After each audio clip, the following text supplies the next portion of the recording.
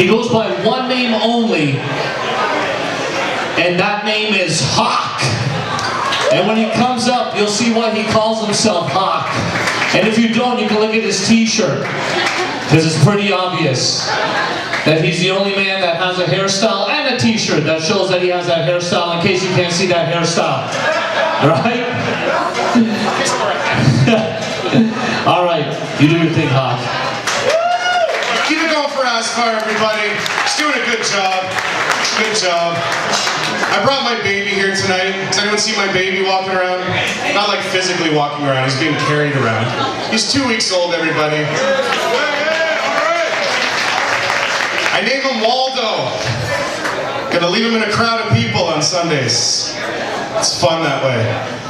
No, everyone's trying to tell me that I'm supposed to grow up now, get rid of the mohawk, be a man.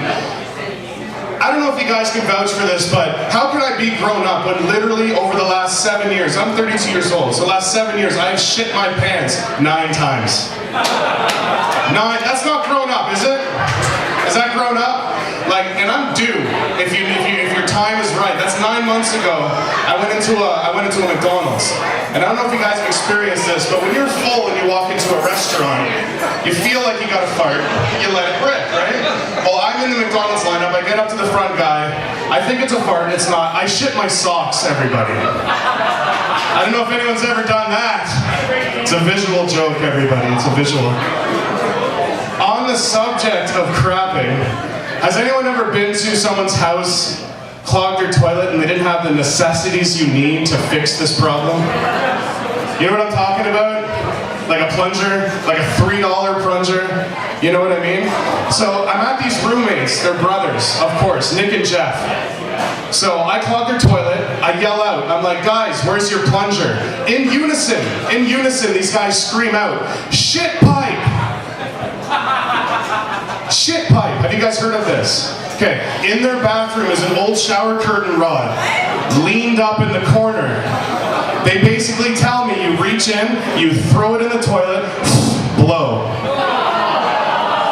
Yeah. So my first logical question was, what end do you use? They looked at each other and giggled and said, shit, we don't even know anymore. Oh. It's a church joke, everybody. So who here rides e-bikes? Who needs to know the definition of an e-bike?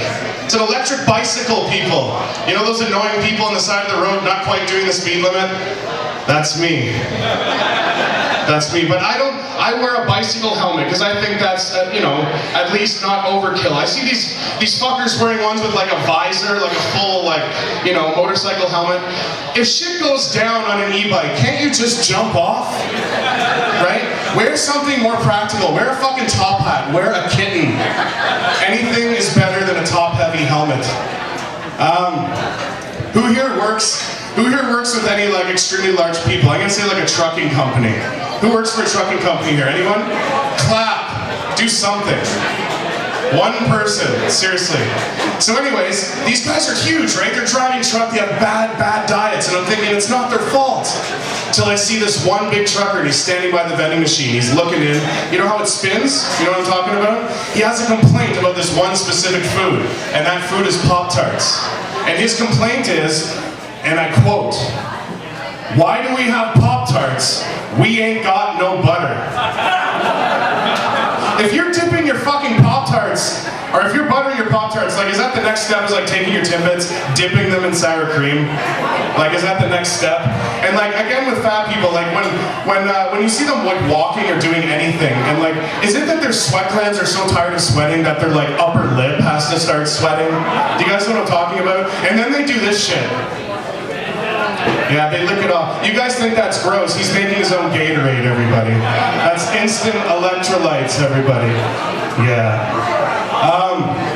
Who pre-drank before they came? Who pre-drank? Did you guys pre-drink?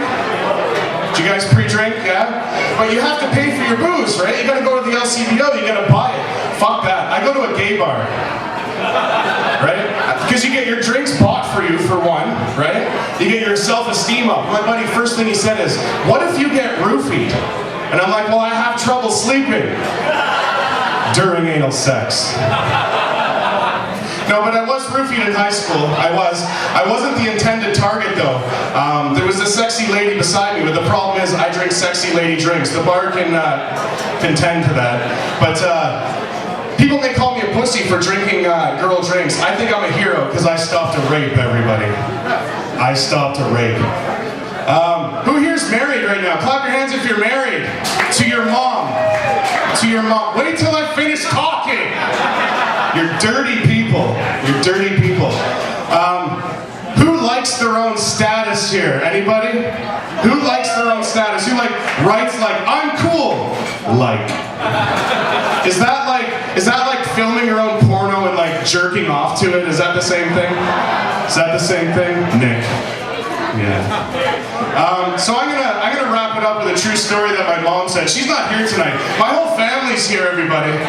My dad, my wife, father-in-law, everybody.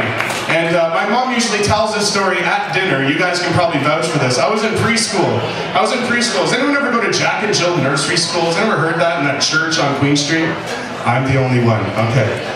And basically, the story goes is that my mom was pulled aside and she was told that I painted the only black kid in my class white. 4 years old, painted him head to toe, started painting his face. They pulled me aside. And I'm just trying to think, does anyone think that a 4-year-old can be racist? I don't think so. And I mean, even I was brought up that racism is a crime, and crime is for black people. So, that's all I got, everybody. Let's bring up Aspar. Let's get his ass back up here. Thanks a lot, everybody. Come back here and we'll have a lot more comedy shows.